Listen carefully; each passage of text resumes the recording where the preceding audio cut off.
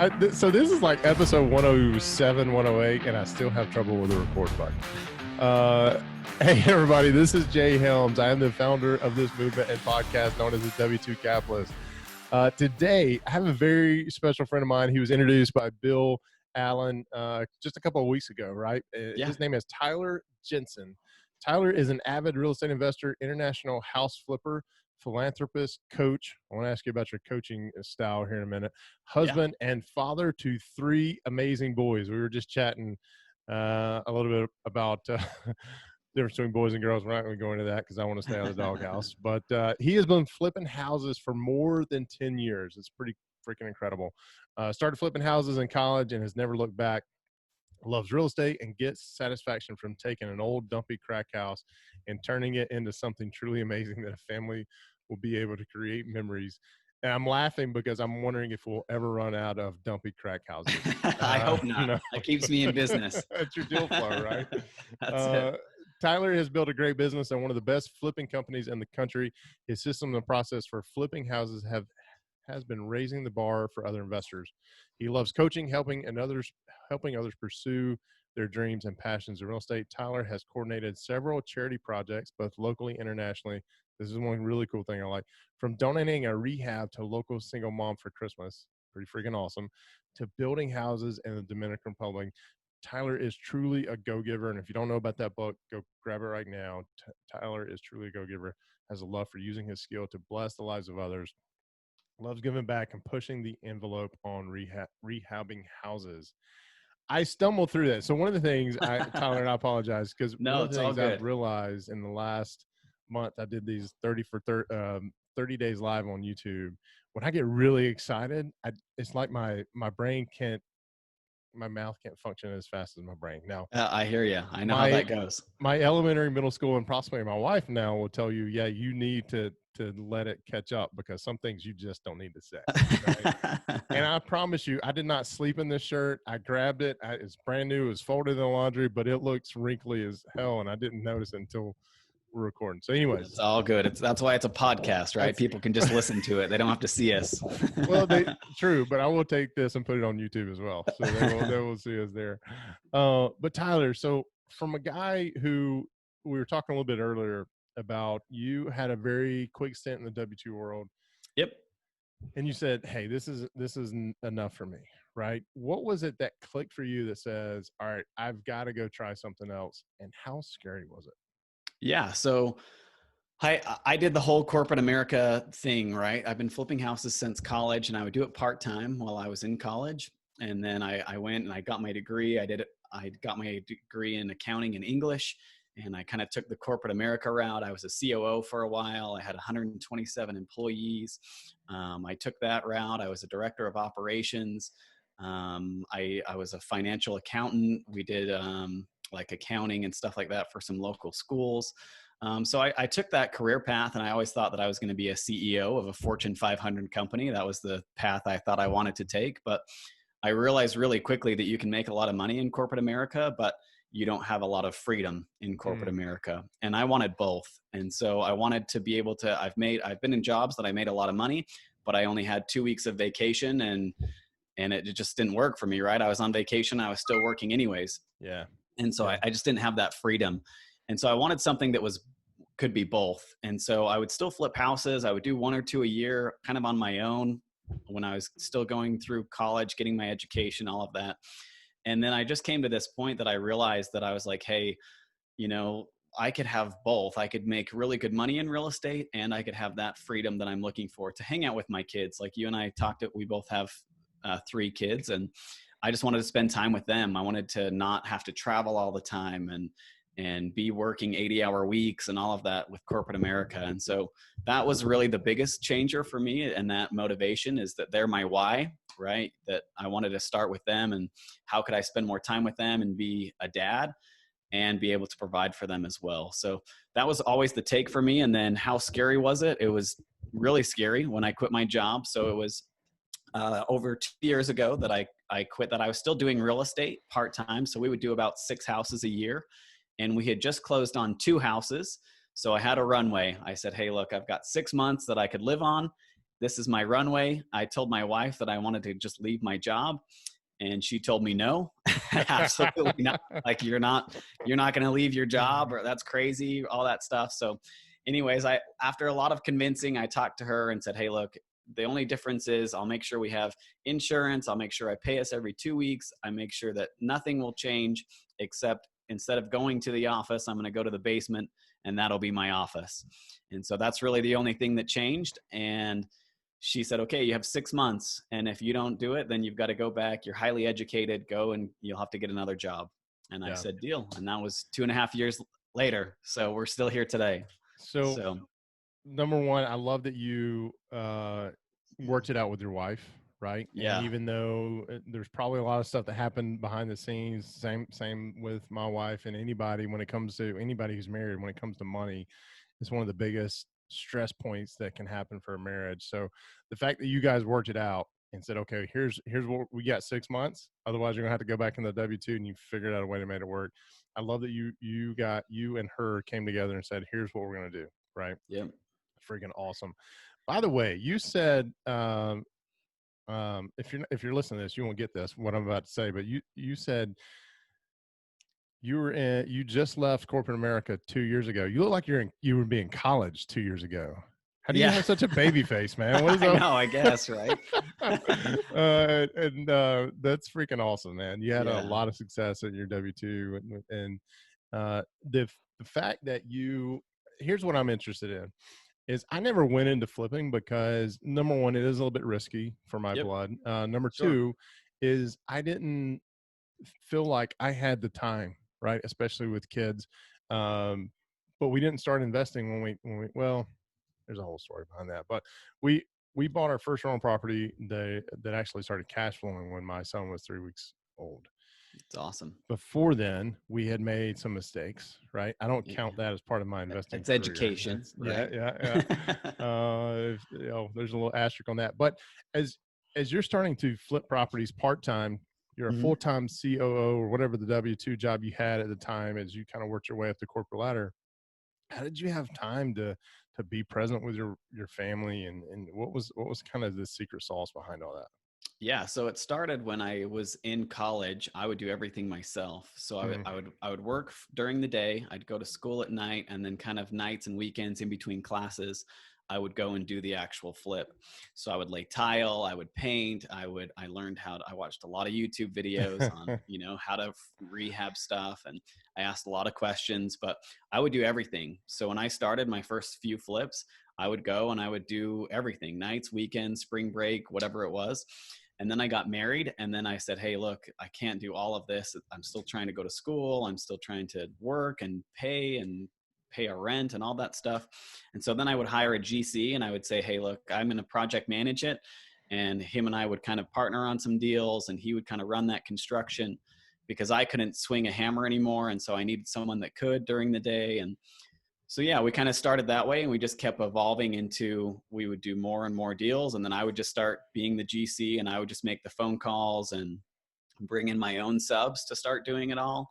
And then it just kind of got to the point that I was just doing project management full time. And so I was doing a lot of real estate during my W-2 job, that was kind of the dividing point, right? Is that I was like, man, I'm spending more time doing real estate. They're going to fire me anyways. Cause I really was drawn to doing real estate. And so I'd be on the phone, and on my lunch break and before and after meetings, whatever, I would just try and work on real estate. And then, I just came to that point that I was like, hey, something's got to give. I felt like I was losing money by going to work. And so that's really when that decision point came, that I'm like, hey, look, I know where my passion is. I know where I can be profitable and make money. And by going to work, I feel like I'm giving up something. I'm losing money by going to work. So that may be the title of the show right there. I love that line. That's awesome. So you followed your passion, right? You knew, hey, this is, even though, I got to admit, you made it to CEO with 127 employees. That can't be a bad paying gig. Right. But the quality of life sucked. Yes. Right. And that was the issue, is that, I had a great title. I was a young corporate executive. I had all the great title, and I had 8 supervisors that reported to me and all these employees, but I was working 80 hours a week and I wouldn't see my wife and kids. Like I would come home and I'd be stressed and I'd be thinking about it and I'd have to go back to the office and deal with issues. And so, yeah, I was making good money, but money wasn't everything to me, right? Yeah. Like that was important and I needed money I grew up broke. So having money was amazing, but having a wife and kids was more important to me. And so Happy wife, happy life, right? yeah, And totally. yeah, And I could tell that, that our marriage never really struggled, but it was just harder. And yeah, that marriage was harder because I was always gone. And even when I was home, I wasn't home because I was thinking about work. And so I just couldn't really be as involved as I wanted to. And there was just a lot of other issues that come with that kind of position that you have to make hard decisions. So yeah. So where I want to go next. You're talking about partnering with the GC while you still had a full-time job. yeah, I've got a guy in the mastermind who focuses on flipping. He does the exact same thing. He partners with a GC. He's a project manager, does extremely well with it. How do those partnerships look? Like unless I'm going to say me, right? Because I don't know that I want to take on the full project. I need somebody to kind of guide me through it, like a general contractor. Now, I've got some pretty good subs from what we've been doing with our buy and hold piece, which right. I'm going to ask you a question here in a minute. You said time freedom and flipping, and to those, for me, they don't equal the same. So I'm going to pick your brain on that here in a minute. Yeah, But we'll talk about that too. how do you partner, or typically, I know every deal is different, right? But what's the typical structure when it comes to when you partner with a general contractor on a flip? Yeah. So starting out, there's lots of ways that I did it. And I don't know if there's a right or wrong answer to do it, but The right I would answer do a is the lot of, one that makes everybody money, right? yeah, which is what it was. So how it worked is that I would partner with a GC and I would just pay him when I first started, I would just pay him like cost plus. So I would give him 10% of the budget or whatever it was. And he was fine with that. And then we started getting into some bigger rehabs and stuff like that. Then I said, hey, why don't we partner with this? I'll go find the money and the deal. You just do all the rehab work. And then we would split it 50-50. I did a couple of those deals. And then it just became that I was like, hey, I'm not going to pay this cost plus anymore. I'm just going to pay you to run the project and I'll use you as one of my subs and you can do majority of the project and I'll fill in the gaps, but I don't need a GC anymore. I can be the GC. I can talk on the phone just as good as anybody else. And so I just said, hey, look, you're going to be one of my subs and you'll do majority of the project, but I'm going to fill in. And that way I'm not paying you this crazy cost plus rate. So any of those have worked and they're great to do, right? It just depends on how much margin you want to give up. Giving up 50% of your margin was hard, but I was at a point that I just couldn't do anything, right? It was either make 50% of a watermelon or nothing of a grape, So that's what it really came up to, is that I had something was better than nothing. And Love so that analogy. I partnered with a couple GCs and then I had a couple GCs that burned me and we lost a lot of money that way, but and then we just kind of evolved to I was project managing everything. So I would control all the subs, all the contractors. I was just acting as the GC and that way worked too, but it's time it's give and take, right? I was getting up at 4:30 in the morning. I was taking my lunch break and not eating lunch. I was just being on the phone. And so you still have this responsibility to your W-2 employer because they're still paying the bills and keeping the lights on. And so I felt that obligation, but at the same time, after work, I would go see the houses.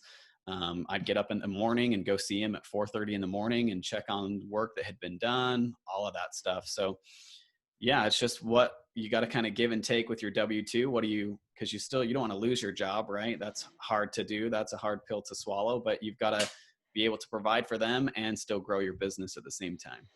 And you also want to be moral and ethical, right? If they're paying you to do a job, you've got, whether it's an 8 to 5 or it's any time of the day, you need to be present for that. One of the biggest things, let me ask you this. Did your boss know that you did this on the side? Yeah. I shared it openly and I said, hey, look, I'm flipping houses, but my priority is here and I'm just doing this as a side hustle. Yeah. Most of them were cool with it. So if you're not in a C-level executive seat, I don't recommend that. Yeah. There's a whole other podcast for that, and if you can look it up, I'm sitting here trying to remember the name of it. It may not have been a podcast. I think it was just a YouTube live, actually. But my question, and remember earlier when I said if I don't write something down, I'm going to forget about it. That here's one of those examples. You said something, I didn't type it up. Oh, general contractor. Are you a licensed general contractor right No, now? not yet. I'm working on it right now, but I just Okay. never needed to have a licensed GC. And we're So doing that for separate reasons. So I can start a construction company, not, just flipping houses. So you you can be a know, general contractor on your own house, right? And you can do all the things a general contractor as long as you own it. yeah. You And can't. I would still hire licensed contractors. And Yep. so that's the difference, is that it would just be under their license instead of mine. Gotcha. So Gotcha. Okay. Yeah. And it seems like the more I'm exposed to guys who are like you, who are partnering with general contractors, they go through this relationship cycle, which is what you just talked about. I hired a guy. We eventually started doing some deals together, right? And then you had a couple of them that burned you, right? A couple of yeah, general contractors that burned you. So I think it's very smart, even though I haven't done this yet, is that if I'm going to get in this game with you guys, is I'm going to find some that I'm going to do a cost plus, right? yep, And then as we start doing a couple of deals and we start getting a little bit closer to getting kind of married together, whatnot, I'm trying to stay away from relationship analogies. I made one yesterday that was just totally horrible. Anyway, but you got to know who you're going to be in business with, right? yeah, That's the key. And do a few of totally. those before you, get over the excitement of the honeymoon, right? Of Yep. flipping properties, and then be like, okay, how can we transition this into a full partnership? And I imagine those conversations have to be pretty open, right, Yeah, with your general totally. contractor. And that will evolve too over time, right? So Yeah. what my business looked like when I first started was very different on how I deal with contractors versus now. We, like, just not to go on a tangent, but we don't get bids anymore from contractors. We give the Mm, contractors the bid. And so we do what's called standardized pricing, that we pay all the contractors the same amount. And nice. so just stuff like that, that's a different conversation than when the GC is doing all of the work, right? Yeah. And so, yeah, you've just got to be able to be able to know who you're talking with. And then, but that relationship is super key. That, hey, I'm going to be upfront with you. You need to be upfront with me. This is my expectations. This is what both of our roles are in this. And as long as we agree to that, then I think we'll have a successful relationship. So as long Very, as very cool. you make that very clear up front. Yeah. Honesty is the best. Sometimes brutal honesty is needed. Yeah. Yeah. Tough love is what we call it. Yeah, there you go. There you go. So, all right. So I want to circle back earlier. You said flipping gave you time freedom. I don't know if Yeah. you exactly said that, but it took you away from the W-2 to give you freedom to spend time with your wife and your kids. And I haven't dove into flipping. Number one, Yeah. it's a little bit more risky than my. Maybe others can say, hey, it's a growth area. You need to put yourself outside of your comfort zone. That would definitely do it for me. But I saw it as a job, right? Mm. I still see it as a job. As if I'm flipping a property, then I'm expected to be certain places, certain times, and it's somebody else is potentially dictating my schedule. I don't know that I want that. So help me understand what you mean by time freedom when flipping. Yeah, so time freedom is that you can make a lot of money in a short amount of time flipping houses. And so that was the key for me, is that how could I make the most money so I don't have to work 40 hours a week. And how I did that is, it's building a business, right? Like what you're saying, you don't want a job, me either. I don't want a job Yeah. flipping houses. So I created a system and hired the right people that could keep the machine moving, that I don't have to be involved. And so my Gotcha. business runs now. I work maybe 4 to 5 hours a week on my business, and it just keeps moving, right? And that's by hiring the right people and creating the right systems and processes. And that was the right goal. So now I'm at the yeah. Is it tough when you're first getting started? You bet. Are you up at 4:30 in the morning and going to bed at midnight? Yeah, that Yeah. was me 100%.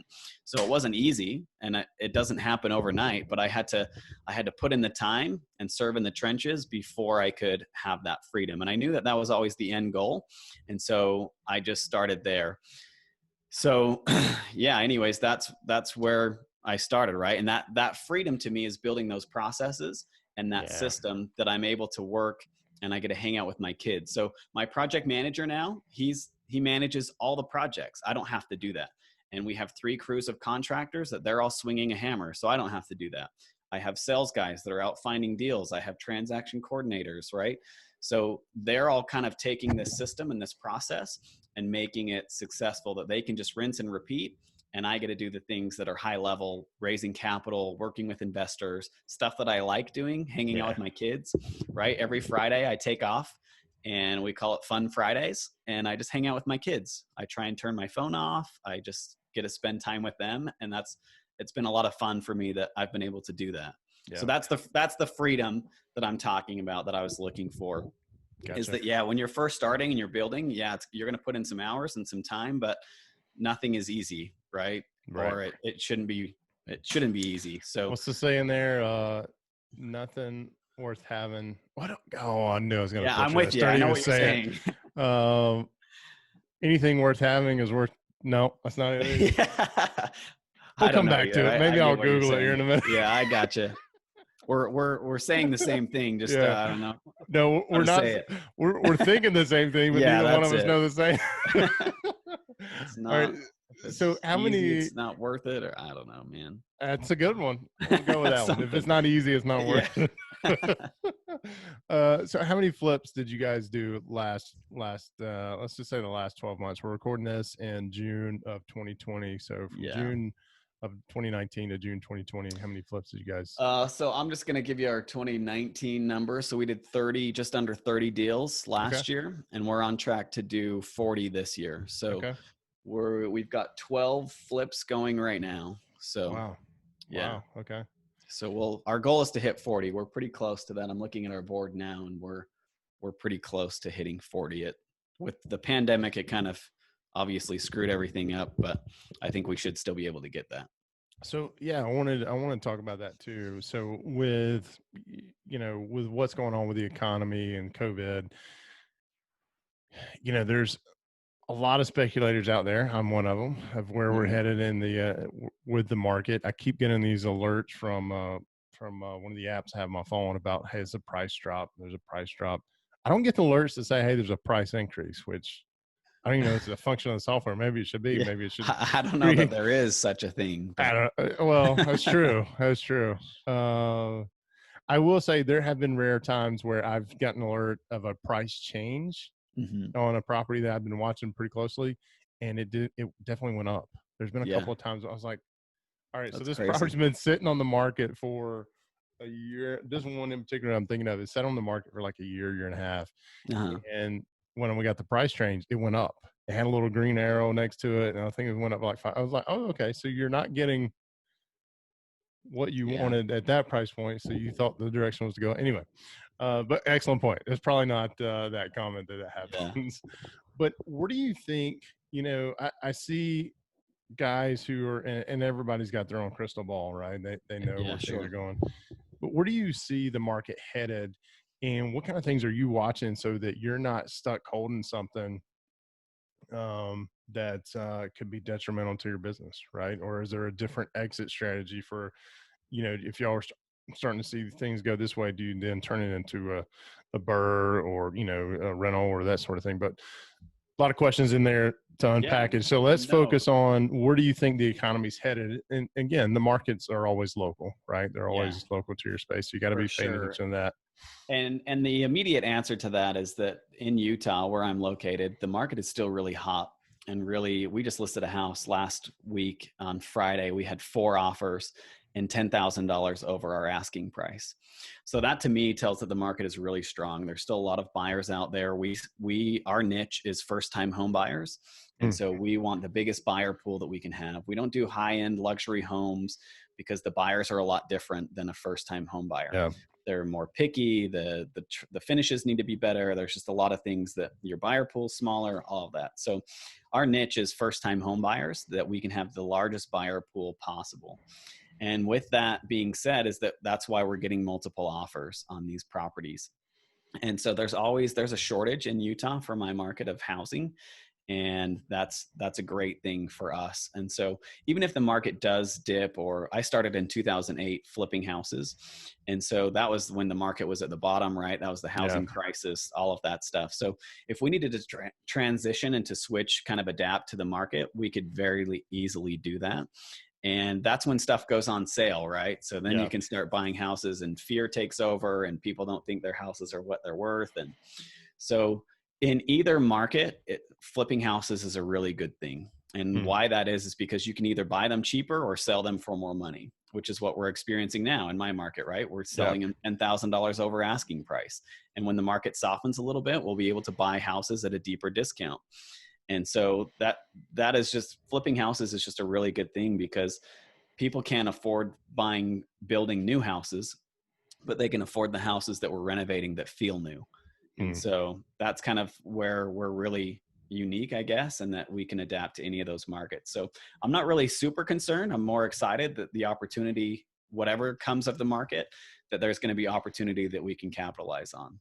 Yeah, same here. I'm just on the buy and hold side. We're looking at bigger apartment complexes. So cap rates are one of those things where, there's properties around us where people are asking for 3 and 4% cap rates. I'm like, you don't have a 3 or 4% property. It's not in a Yeah. 3% area. It's yeah. So I'll talk to them again in 6 months and see how they're feeling. But Yeah. how do you determine there's a housing shortage, right? So we're getting into supply and demand. You guys are supplying a product out there. There's a demand, but how do you determine if there's a shortage or not? Yeah, so there's a lot like that of factors that I look at on a weekly basis. So we're looking at the MLS, how many houses are going on the market, how many compared to last year, how many houses are going under contract. All of that stuff are things that I'm looking at, and then I'm also looking at economics. So um, yeah, there's a lot of people that I'm talking to that are saying in Utah, a lot of people are moving in, and we have large families in Utah. It's very common to have 4 or 5 kids in Utah, and all of those millennials are growing up and they're first time home buyers. So those are really good things, that we have people that are migrating to Utah. They're not leaving, they're coming Yeah. to Utah, and like Google and Amazon and all those guys are setting up shop here. And then people are having lots of kids, so those kids are growing up and they're needing houses. And Yeah. our build rate, and I could talk economics all day on stuff like that, but that's really what I'm paying attention to is what's the active inventory on the MLS, and what was it compared to last year, and what's our build rate in construction? Can we build houses fast enough? All of those kind of factors I'm taking a look at and keeping them into consideration. Yeah, I've noticed. I've starting as I'm reaching out with my social media network, getting connected with a lot of folks in Utah, and yeah, you guys like to reproduce. That's. Yeah, we sure do. I mean, We I can't like, say anything. We're yeah, we're right. we're at 3, so Yeah. who knows where we're going? But Yeah, so and it's just common. It's part of the culture that, yeah, having 3 or 4 kids is very normal. yeah.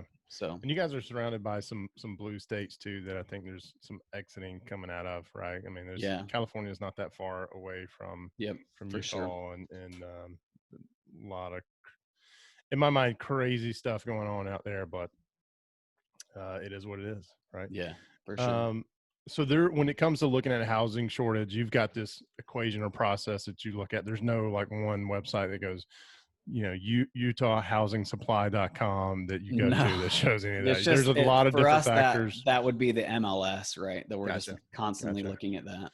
Gotcha. Cool. Cool. All right. So I want to switch back to when you made that switch. You and her wife came to sit down and had a discussion, and ultimately she finally agreed with you, said, okay, we can try this for 6 months. Right. And Yep. if it doesn't work for 6 months, you're going back. So there was a 6 month time window where you're like, oh crap, you know, I got to get after it even more than what I'm doing. How am I supposed to do that? And you worked through that whole process and you said, all right, 6 months is over. We're doing like we wanted to do. We're going to continue this on. Right. Hmm. And at some point in time, it had to click with you, whether your wife wanted to agree it or not, is that, hey, I'm not going back. Right. Right. But how did you make that mental shift? How long were you in the W-2 world? I was in the W-2 world for, let's see, 7 years. Okay. So long enough, right? You 8 started getting years, that yeah. 7-year itch. You wanted to get out. Mhm. And, but at some point in time, you had to think, okay, I'm not going back.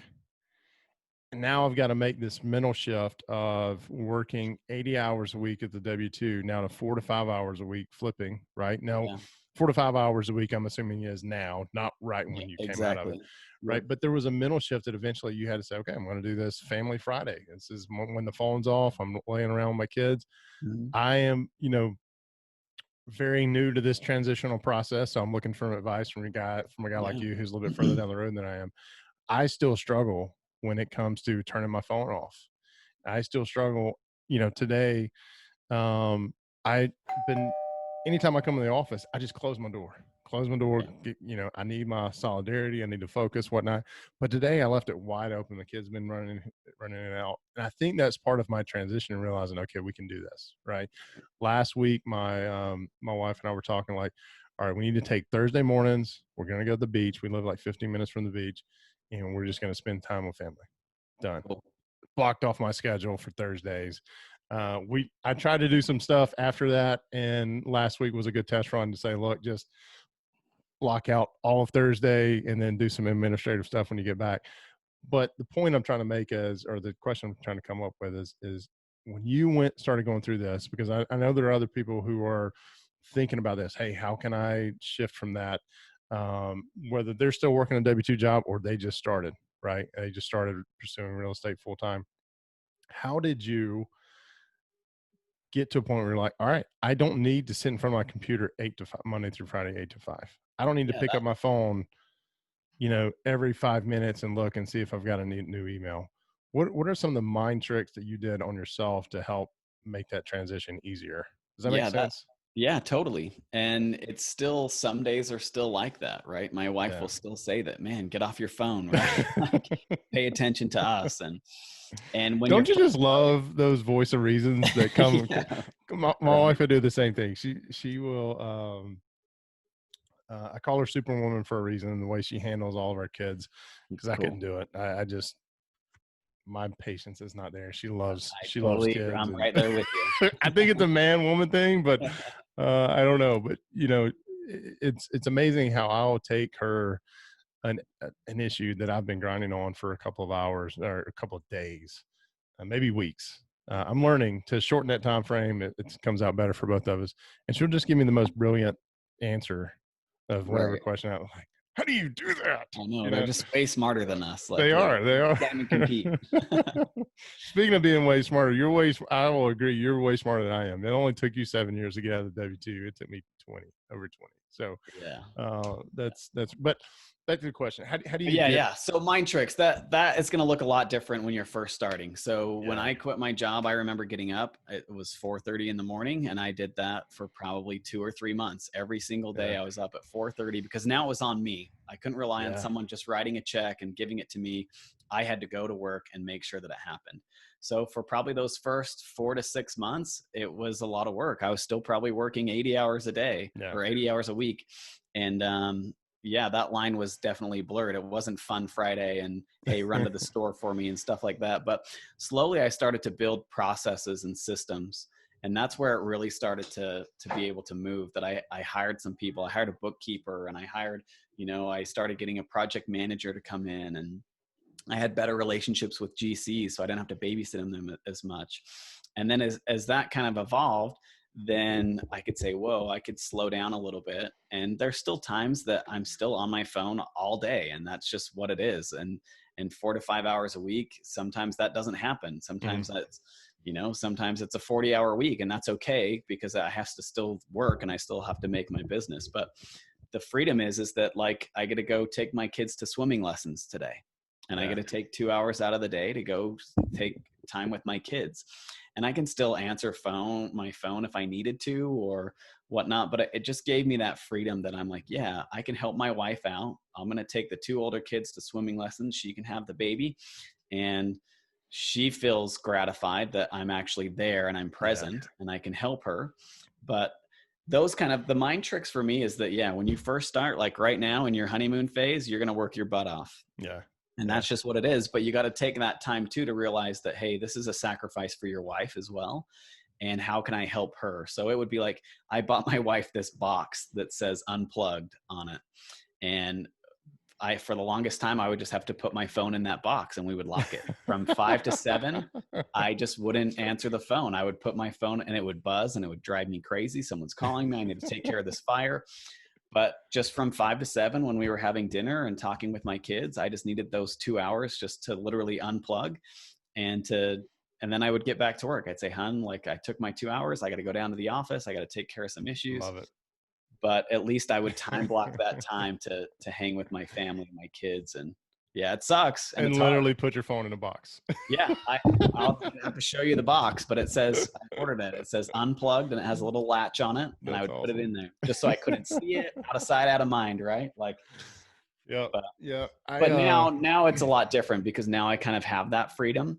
Yeah. And I get to kind of have those fun Fridays and I can take my kids to swimming and I can run to the grocery store if I need to for my wife. Like it's definitely more of a team effort now than it was when I first started.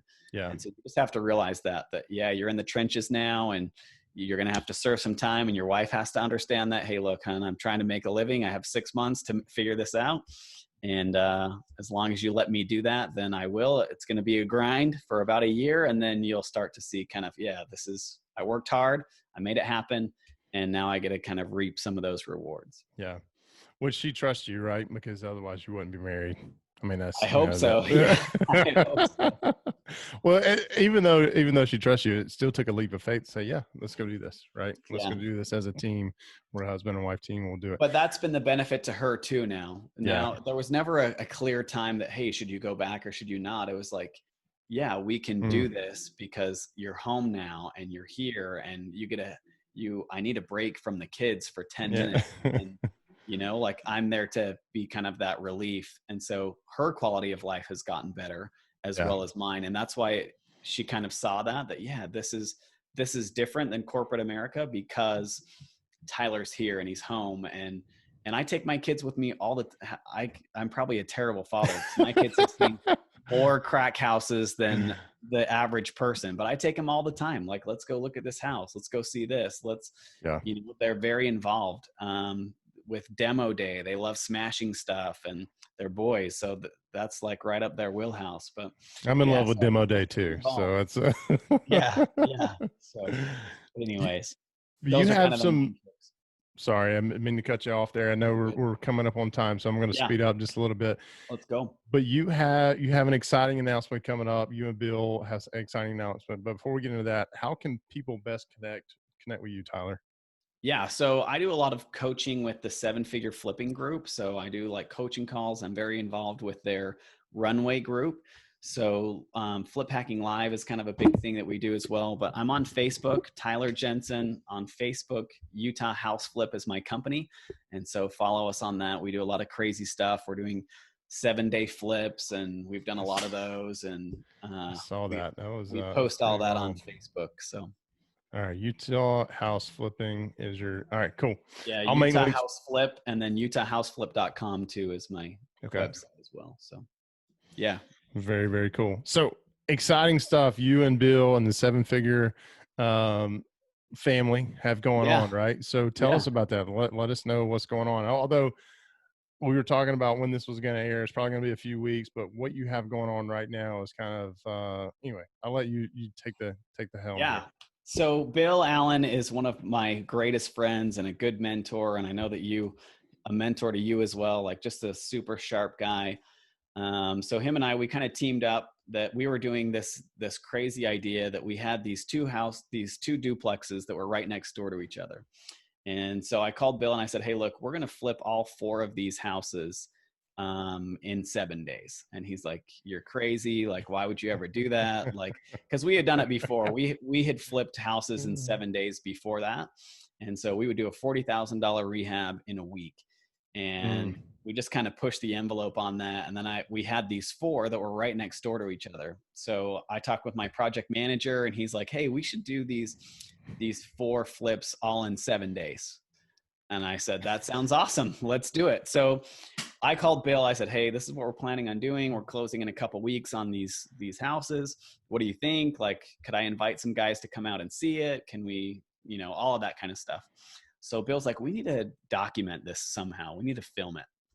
And so the idea came up that we were going to have just someone locally. We were going to hire a kid to follow us around with a camera. And he's like, no, you know what? This is like 2 days or 3 days before we started this. He's like, I'm going to send out my film crew and we're just going to film it. We'll see what happens. If anything goes, whatever, we'll pull from the footage and use it as a few clips or something. And so they flew their camera crew out. They stayed with me. This was right during the pandemic had just started. And it was just crazy. So his camera crew came out and they filmed us. We did 4 rehabs in 7 days and they filmed the whole process. So I'm not going to spoil the ending, but we had so much value in this TV show, this series, that we're like, hey, we just need to make these episodes and launch it as like a TV show. And so every Monday we release a new episode. There's 11 episodes. And every Monday we release an episode. So we've released 2 already. Again, this is the first week of June that we've released 2. We started Memorial Day.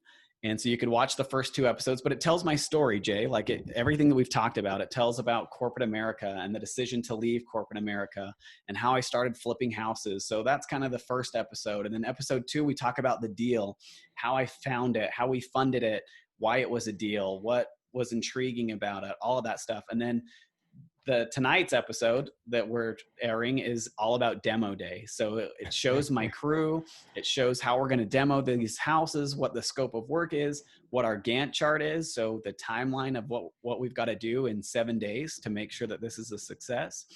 You're bringing back my project management days talking about Gantt charts. Yeah. So we're very active users of a Gantt chart. Every flip that we do has a Gantt chart on it because it controls our timeline.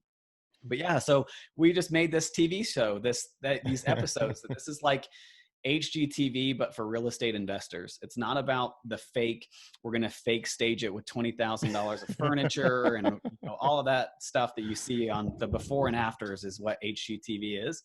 Yeah. This is real. Like, how do you really flip a house and how do you see a highly efficient team like what my crew is on how do they work together and how do we accomplish 4 rehabs in 7 days? Like, doing a rehab in 6 months was impressive for me. Like, I was like, man, I could do a rehab in 6 months. That was awesome. And we just kind of controlled all those variables and said, hey, we're going to do 4 rehabs in 7 days. What does that look like? What would it take? And you get to follow us on this whole journey on how we did it. And the issues that came up, like we had meth that we had to deal with, and we had who doesn't have meth that has to be dealt with? Yeah. So like, it was just, we had to deal with all these problems. Like, what do? We have to replace the furnace. We have to pull permits on meth. We have to decon.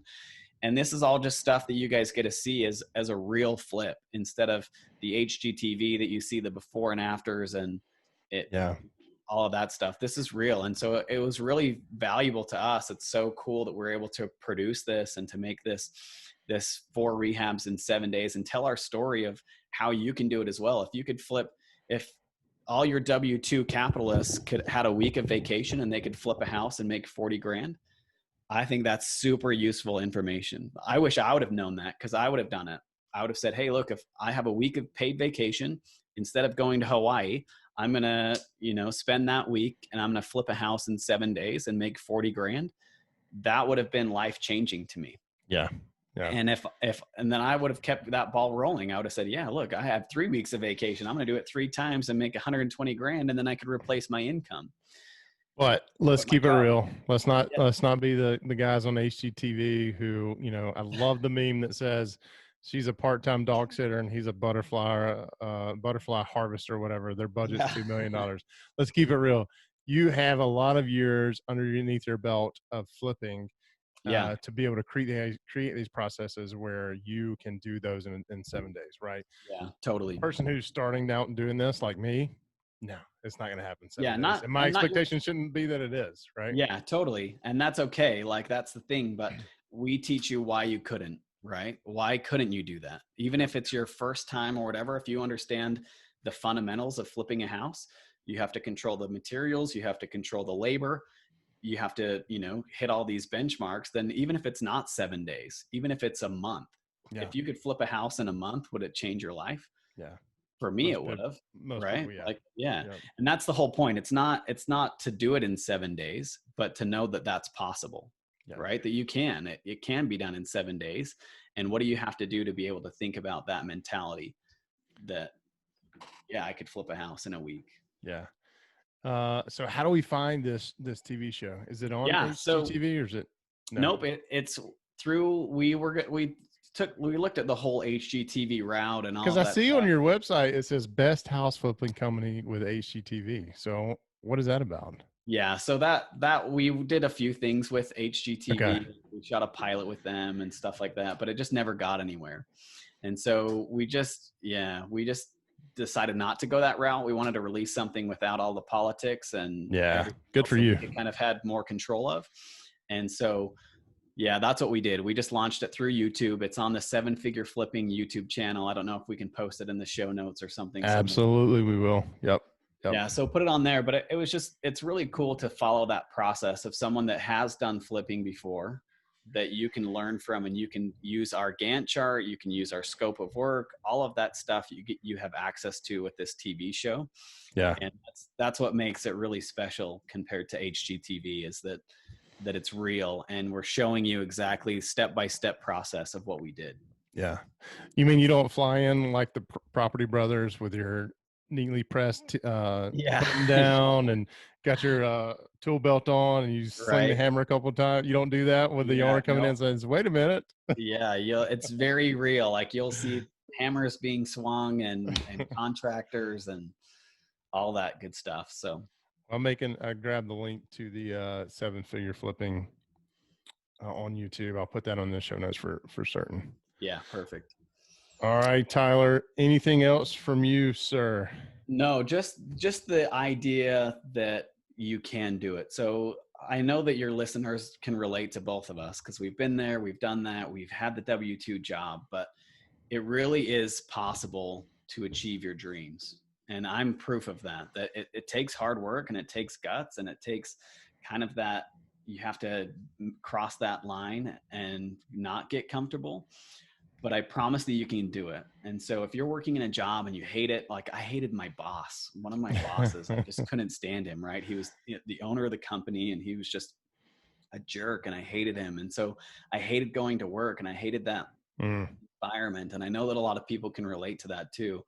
But just know that, forget all what the naysayers are saying and what all the haters are saying, because you can do this. It's really up to you. I'm not smarter than you or more talented than you or anything like that. It's just I have persistence and I'm willing to get it done. And I want to make sure that my dreams can become a reality. And so I'm going to do whatever it takes to get that. And if you have that same mindset and that same mentality that you can do this, that it is possible. Flipping a house in 7 days was crazy. No one had ever done that, right? That was the 4-minute mile, right? No Right. one could Yeah. ever do that. And then we said, you know what? Forget that. We're going to flip 4 houses in 7 days. And we'll probably do even more than that down the road, right? The realm Crazy. of possibility is just out there. But you can do it. You don't have to stay if your W-2 job. If you hate it and you want to get out and you dream of getting into real estate, then start taking that small and simple action and be okay to fail a little bit. Like we were talking before that you had a good lesson, right? You had some good education when you first started. Absolutely.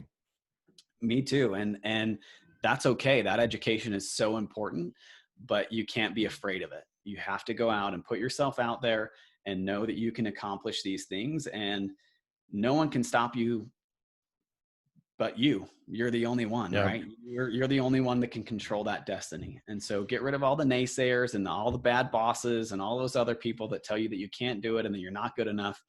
You are good enough and you can do it. And that's my biggest thing to anybody listening. If you don't get any other takeaways from this, that just know that it is possible and that you can achieve that. It's scary right now, right, Jay? You're in that, Yeah. man. No, Scary. I'm going I to do. have anxiety attacks weekly. They were Yeah, daily, but now they're weekly. totally. And and that's okay. the reason being is because when it first happened, I was like, I was kind of down in the dumps. I felt like, hey, some other asshole got to keep his job and I didn't. Sure. What am I going to do now? And because I mean, to be simply transparent, I mean, I was making good money. I mean, it was low six figures, but it was. I'll put it this way: last year we made. I'm trying to think of what my tax returns at. 170,000, I think is what I made last year. And Awesome. it all of a sudden went away.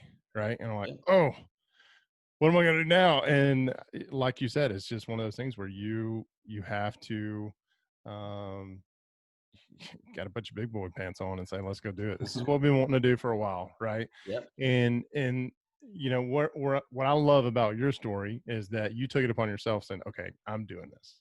Right. The difference with my story is I had to have somebody to kick me in the pants, right? To say, all right, get. And same thing that something similar I posted on Facebook this morning in our W2 Capitalist community was, it was a quote, and it said, the reason I made you uncomfortable is because you wouldn't move.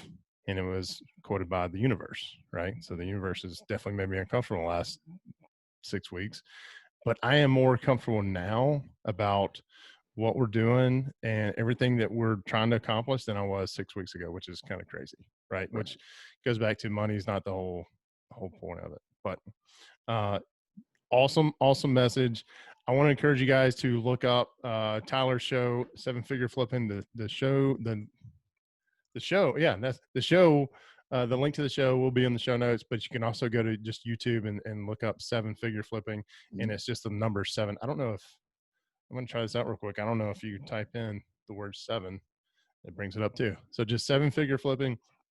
Subscribe. I know Bill and I had a little bit lighthearted game of who can grow their YouTube channel faster, and of course he's beating me right now. But I don't have a film crew. Right. Yeah. No kidding. that was impressive. I didn't know that. I didn't know he had one. That's good stuff. I'm looking forward to. I'm subscribed already, but I'm definitely gonna. Awesome. Now that I know the man behind the 7-day flip. Yeah. Right. Not one property, but for 4 units. 4 rehabs. Yep. And freaking incredible. Yeah, Tyler, awesome. thank you very much, and we will connect with you very soon, buddy. Jay, thank you for the opportunity, man. I really appreciate it. Good to chat with you and get to know you a little bit better as well. Absolutely. See you soon. Yeah, for sure.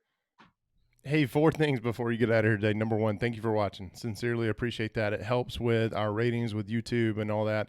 And along those lines, speaking of helping with ratings, if you could just hit that like button for me, the little thumbs up, and also subscribe if you're not already a subscriber. If you are a subscriber, thank you very much. I appreciate that. We are trying to grow the presence here on YouTube, and this is you liking, subscribing, and commenting helps with that whole algorithm piece. So let us know. It also helps me know what kind of content you're interested in. And in the comment section, if you just list that one gold nugget that you took away from today's episode, that would really help me out and engage. Right, I'll get an alert when you say something about the episode today when you make it in the comment, and I will respond to you right away. And it'll be me. It won't be anybody else. I promise. And also, I can't let you get out of here today. This is point number 3, I think. I can't let you get out here today, but highlighting this affiliate for us, Deal Check, incredible piece of software. Whether you're doing burrs, you're doing fix and flips, you're doing buy and holds, is single family and multifamily. I used it last week to underwrite an 8-unit deal, and I'm going to be using it for any of our properties up to a certain number. Probably after the 50 range, I get my real heavy duty calculator out that I'll use that, but I'm also going to then take that and put it in the Deal Check because the graphs that and just the amount of data they put into the reports that you can provide banks. Hell, I even sent one to a seller. I was like, here's the number. I know you're probably not going to be happy about it, but here's why I sent it to you, because I'm trying to hit these numbers, and we're currently negotiating on that deal. So we'll see what happens. But we have an affiliate code in the description below. Make sure you use that. If you don't, just go to dealcheck.io from any browser, and you can be able to sign up there. Signing up is free, right? So you can use it. You only start paying for it once you need to start unlocking pieces of software for what I do with it. I'm a buy and hold guy, so from what I need, it's $5 a month when I use the promo code W2CAP. So make sure, whether you use our affiliate link or not, that you use that promo code, because it's going to give you 25% off either the monthly subscription you sign up for or the annual. They've got 2 different options. The annual gives you a little bit better discount anyway. The 4th thing is Operation Underground Railroad. If you've listened to anything that I've been doing for the last year, you know that I highly support this organization. Again, the promo code W2CAP, you can text that to 41404, and you're going to get an immediate response link back to our fundraiser page so you can see what we're doing for them. But also from there, you can hop over and see what all they're about. Highly recommend you follow these guys on social media and everything like that, because they're just ridding the world of not only human trafficking, but more specifically child sex trafficking, which is the most disgusting thing that I can ever think of, that this goes on. My heart goes out to those kids, and that's why I support them, right? Having 3 of my own, I just can't imagine them being in that environment. I'll give you a bonus. Okay, that was the 4 things, right? So like, follow, subscribe is number 1. 2, deal check was number 2, I think. I'm losing count here. OUR was number 3. The 5th, whatever the next number is, the 4th or 5th thing, is my hat has been crooked this entire time, and I'm not going to do anything about it. It's fine. It's okay. All right. On a serious note, let's get to work.